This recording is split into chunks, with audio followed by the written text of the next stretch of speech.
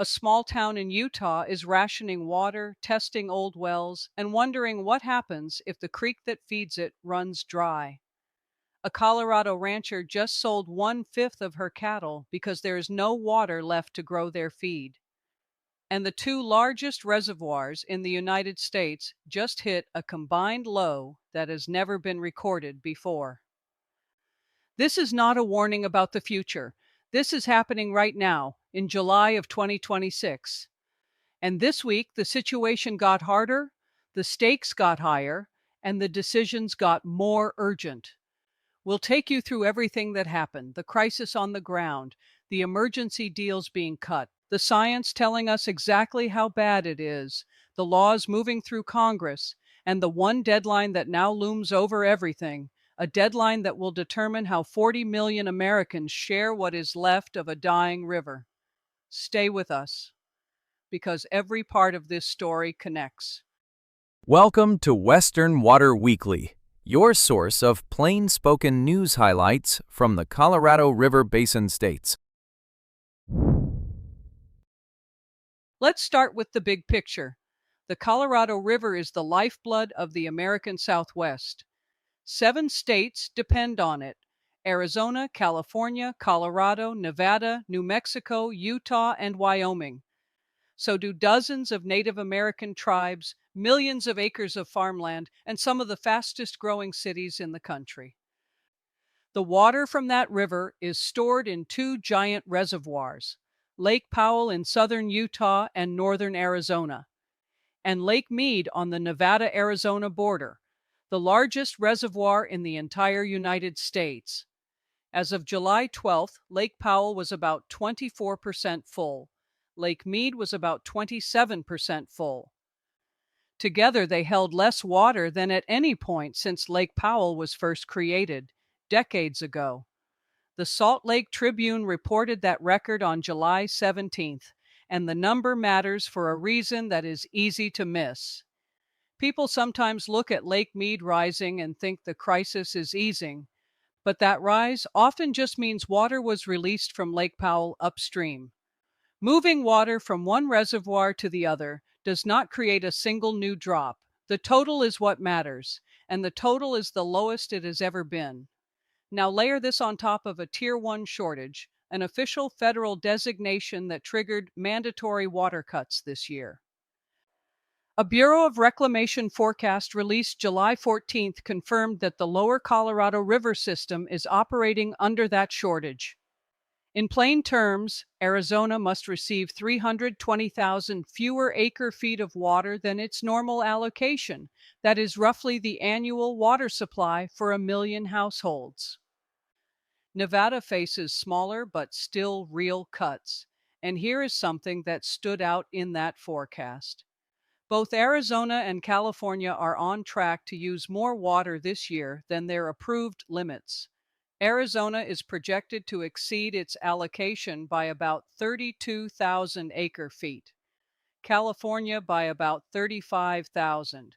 These are projections, not final numbers. They can shift. But at a moment when every drop counts, those numbers are worth watching. Those statistics can feel distant. So let's bring them down to earth. Reuters reports that in Casa Grande, Arizona, a farmer named Nancy Kaywood has not received a single drop of river water since March. Her roughly 250-acre farm grows alfalfa and cotton. She still gets charged $21,000 a year by her water district, even when the river water never comes. She had to lease other fields with groundwater access just to keep farming. Nearby, Jace Miller's family has farmed Pinal County for more than a century. This year, more than half of his fields sit empty, and the land around him is being bought up by housing developers and solar companies. He wants the state to think hard about protecting farmland before it disappears. Reuters reported both stories on July 15th. Alongside a blunt assessment from Colorado State University water scientist Brad Udall, who warned that Arizona's groundwater reserves should not be treated as a renewable supply. Heavy pumping lowers the water table, makes wells more expensive, and can actually reduce water flowing into rivers. The crisis crossed the state line into Colorado, too. Rancher Robbie LaValle produced only about 1/4 of her normal hay harvest after snowmelt irrigation water stopped 2 full months early. Hay prices in her region reportedly tripled. She sold 1/5 of her herd as stock ponds dried up and feed became unaffordable. And then there is Emery, Utah, a town of about 330 people. Muddy Creek is their only source of drinking water. This week it was flowing at just 6% of its normal volume. Outdoor watering has been banned. Residents are reusing bath water to keep trees alive. The mayor says the town's stored water might last 6 to 9 months. Officials are now testing old wells and springs, hoping something works before they have to truck water in. Emery is a window into a vulnerability that large cities rarely face. When you have one creek, one spring, or one well field, and that source fails, there is no backup. Water managers aren't standing still, and this week brought some significant moves. On July 14th, the Metropolitan Water District of Southern California, which serves 19 million people, struck a landmark deal with the Federal Bureau of Reclamation. Metropolitan will leave up to 200,000 acre-feet of Colorado River water in Lake Mead. In exchange, the federal government pays $325 per acre-foot up to $65 million, funded by the 2022 Inflation Reduction Act. That's enough water to supply roughly 600,000 households for a year. Keeping it in the lake matters for another reason. If Lake Mead drops far enough, Hoover Dam could lose up to 70% of its power generating capacity. Metropolitan's general manager was direct. This deal buys time. It is not a solution. The real prize is a new long-term agreement among all 7 Colorado River states, whose current water sharing rules expire at the end of 2026. That deadline is the single most important number in Western water right now. Meanwhile, a separate emergency was unfolding on the Yampa River in northwest Colorado. After a below-average snowpack and a brutal early summer, the river ran dangerously low. On July 13th, the Colorado River District, the Colorado Water Trust, and the Yampa River Fund began releasing about 4,500 gallons per minute of stored water from Elkhead Reservoir to protect farms and 4 endangered fish species. What made it notable? Environmental groups, state agencies, and ranchers all showed up together. When drought goes deep enough, the usual lines blur. Every Thursday, the United States Drought Monitor, produced by NOAA, the United States Department of Agriculture, and the National Drought Mitigation Center, drops quietly onto the internet. The July 16th edition told a striking story of 2 Americas. East of the Rockies, flash flooding near St. Louis, torrential rain across Kentucky, Tennessee, the Carolinas, and the Mid-Atlantic. West of the Rockies, almost nothing. Temperatures across much of the West ran 3 to 6 degrees above normal, and in northeast Wyoming and parts of Montana, 6 to 12 degrees above. On July 12th, Miles City, Montana hit 115 degrees Fahrenheit. Billings reached 111 degrees. Both are all-time records. Colorado's situation was particularly stark. In the central part of the state, which is the heart of the Colorado River watershed, coverage of exceptional drought expanded this week. Exceptional drought is the worst category on the 5-point scale. Utah remained gripped by severe and extreme drought, with stream flow described simply as poor. California, Nevada, and Wyoming showed no meaningful improvement. Nationally, as of July 14th, nearly 39% of the U.S. and Puerto Rico was in some form of drought, affecting roughly 116 million people across 45 states. Department of Agriculture, meteorologist Brad Rippey put it plainly: as chronic drought lingers for decade after decade across the American Southwest, surface and groundwater reserves are being depleted.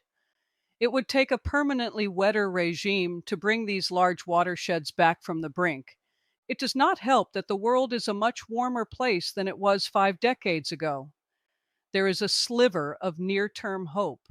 The monsoon forecast favors wetter than normal conditions across Arizona, New Mexico, Utah, and Colorado, with 2 to 5 inches possible in parts of the Southwest. But above normal temperatures are also expected, and much of that moisture can evaporate before it ever reaches a root, a river, or a reservoir. The drought monitor updates every week. The crisis it reflects has been building for decades. For the 7 Colorado River Basin states, one monsoon season doesn't rewrite the story. It only buys a little more time to write a better one. Utah is in a record drought. Everywhere I go, it's water, water, water, water. And I think in many cases, as many pressing problems as we have as a country and a state, water still rises to the top. So I'm very pleased, particularly for the communities of Ephraim and Centerville, who will benefit from this in their ability to bring clean water to the residents and otherwise would not be able to do it without this bill. So I'd like to thank the committee, the staff, the ranking member, and yourself for making this possible. I'd also like to point out the great Salt Lake and the impending needs there, and I look forward to further discussions with this committee and other members to see how we can save a very, very important asset in the West. It's an environmental issue. It's a standard of living issue. It's on many, many levels. This is important and a very important role. And what I'm pleased with the Great Salt Lake is my state's not just waiting for the federal government. I have philanthropic help. I have local community help. I have state government help. Everybody's leaning into this, and I'm grateful the federal government's willing to lean in as well. And with that, I yield. Thank you. Faced with grim drought data, Congress was taking its own steps. On July 13th, the Senate Environment and Public Works Committee released its version of the Water Resources Development Act of 2026, the major federal law that tells the Army Corps of Engineers what dams, levees, reservoirs, and river restoration projects to build and study. The House committee was set to consider its own version the following day. Think of this law as the nation's water to-do list. It gets renewed every 2 years, and dozens of communities across the country are counting on it. According to reporting by E&E News, the Senate bill would authorize 8 new Army Corps projects, extend federal funding for drinking water and sewer upgrades through 2030, create a pilot program to distribute water filters that reduce contaminants in tap water, and make treating certain industrial chemicals, the ones sometimes called forever chemicals, an eligible use of federal water funds. One provision stood out politically. The bill would bar the Army Corps from pausing or canceling projects that Congress has already approved, a direct response to an episode during last fall's government shutdown when the White House Budget Office ordered the agency to halt billions of dollars worth of authorized work in Democratic-leaning states. Senator John Curtis of Utah used his time before the committee to spotlight 3 specific items for his state: $20 million for water and wastewater improvements in Centerville, $20 million for Ephraim, and a formal study to assess flood risks along 2 creeks near Moab. He also pushed for more federal attention on the Great Salt Lake, which has been shrinking for decades and now threatens both air quality and the ecosystem that millions of migratory birds rely on. Water still rises to the top, Curtis told the committee. Everywhere I go, it's water, water, water, water. Both bills still have a long road, full Senate and House votes, then negotiations to merge the 2 versions into one final law. But clearing the committee is often the hardest step, and the bipartisan support is real. While lawmakers debated and managers responded, researchers were adding context to the crisis. A study published this week in the journal Nature Sustainability looked at Santa Cruz, California. a coastal city that gets about 95% of its water from local streams and a single reservoir. The researchers modeled what happens to household water bills when drought and climate change force a city to build expensive new water sources. Their finding was striking. Under a dry climate scenario, the typical monthly water bill in Santa Cruz could nearly double from about $64 to $120. And the share of households spending more than 2.5% of their income on water could rise from 19% today to 35%. Lower income households already pay nearly 4% of their income on water under current conditions, above the standard affordability threshold. Under the dry scenario, that share could climb to more than 7%. At the extreme end of the range, some low-income households could face water bills consuming 30% of their income.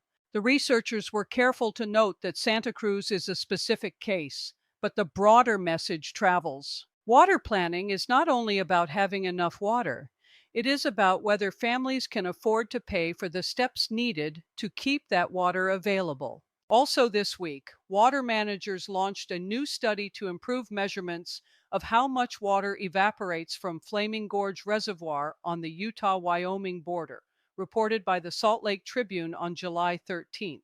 It may sound technical, but the stakes are real. Every acre-foot that evaporates is water that never reaches Lake Powell. More accurate measurements help managers plan smarter releases. In a year when smaller amounts of water carry greater importance, that precision matters. In Colorado, a new state regulation took effect this month, permanently shifting authority over water quality permit fees to a state commission that can now update them regularly without waiting for the legislature to act. Fees for drinking water systems have risen about 30% over 2 years. More increases are likely. For utilities, businesses, and homeowners, the message is clear. The cost of keeping Colorado's water clean is going up. And back in California, the Bureau of Reclamation scheduled 2 public meetings for late July, one on a contract renewal for the Cachuma project, which supplies drinking water to Santa Barbara County, and one on the long-term operation of California's 2 massive water delivery systems, the Federal Central Valley Project and the State Water Project. Together, those systems serve tens of millions of Californians. Keeping them running is not automatic. It requires ongoing negotiation, planning, and public involvement. And then the fire season arrived. While data changes daily, the latest numbers tell the story. 73 large fires still burning across the country. More than 17,600 firefighters and support personnel deployed. Military aircraft brought in to help. Colorado was carrying the heaviest load. The Aspen Acres fire southwest of Pueblo had burned more than 100,000 acres and destroyed 915 structures. The Gold Mountain fire near Ouray stood at nearly 38,000 acres, with just 13% contained, threatening homes. Several other major fires were burning across the state simultaneously.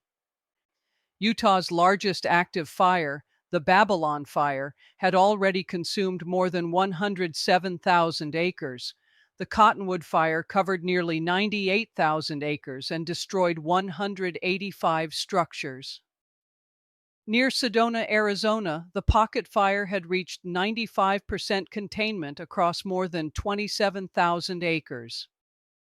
Rain had fallen, but road closures remained as officials monitored the risk of post-fire debris flows, the mudslides, ash, and rockfall that severe burns can send into streams and communities after a heavy storm. That connection between fire and water is one that often gets overlooked. When a wildfire burns hot enough, it can leave soil unable to absorb rainfall. The next storm sends ash, sediment, and burned debris washing into rivers, streams, and reservoirs, the same water systems already under strain from drought. One theme ran through everything this week: the margin is gone. Lake Powell and Lake Mead sit at historic lows. 2 states are already over their Colorado River allocations. Nearly 39 million people live under drought conditions. The Colorado River's own headwaters just hit exceptional drought, the worst category on the scale. Wildfires are burning. Towns like Emory, Utah are one dry season from a crisis no emergency fund can fix. Short-term moves are buying time, but the agreement governing how 7 states sharing the Colorado River expires at the end of 2026. The rules were written for a wetter river. No one has agreed on what comes next.